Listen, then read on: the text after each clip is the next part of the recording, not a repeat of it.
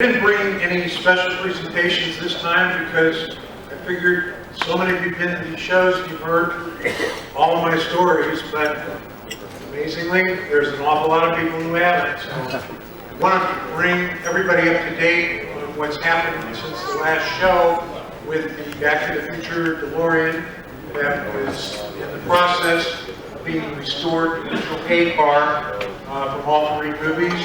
The restoration was completed in February of 2013, and it is now on display at the Universal Tour in Hollywood. It is protected under plexiglass in a plexiglass case. Let me backtrack since there are people here that may not know this story. One of the problems that we run into as filmmakers when we deal with studios, which are corporations, is the studio is thinking about how am I going to make money today, how am I going to make money tomorrow. They're not thinking a whole lot about yesterday. So the studios unfortunately have a really bad track record of taking care of their legacy.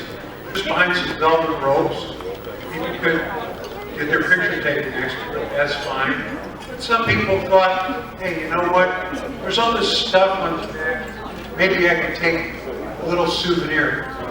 And gradually, it was vandalized. We put it back together when we did the sequels, and then the same thing happened again. Universal put the car, eventually took the car off of exhibit on the tour, and they put it back in their storage area. For a while it was in a storage garage. And then they decided, well, you know, the trams, if any of you are taking the tour, you get in a tram and drive you all around the lot.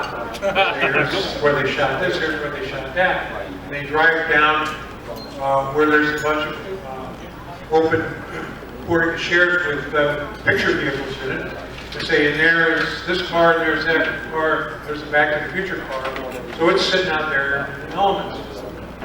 It was restored once again for the kickoff party when the movie came out on DVD in 2002. And then after that, it pretty much went to hell. And I saw the car for the first time since then in 2011. And rats had actually burrowed into the upholstery. That's the type of care they were taking in the car. So I got together with Joe Walser and Terry Metals. These guys are total Delorean fanatics, total Back to the Future fanatics, and they wanted to. They both had restored DeLoreans, Back to the Future modification cars. And I had them do up write-up, a presentation at Universal to let them know how the car could be restored, how it could be put on tour.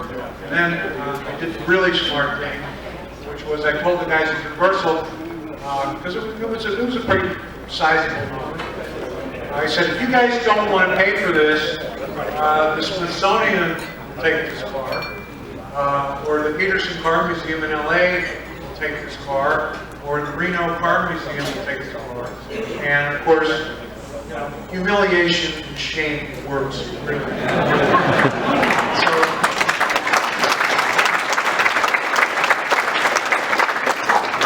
they said, no, the car belongs here, the car belongs here, we're going to take care of it this time. Well, they were good for their word. You know, Alex is here. Do we have any other folks here today who actually worked on the restoration? Stand up. Think about. Back to the Future News. We are having a theatrical musical produced. It's in development right now. It'll end up, we think, premiering in London. 2015, Alan Silvestri and Glenn Ballard writing the music lyrics. We have a great British theatrical team working on this. Colin Ingram is producing it. He produced Billy Elliot. He produced Ghost musical. The director's name is Jamie Lloyd. These guys are working really hard. Of course, there will be a Delorean in the show. I'm not going to tell you more about it because it's in development. It's a superstition to not talk about it.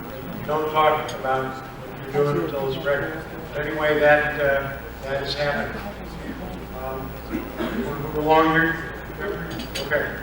All right. Well, thank you all. Okay.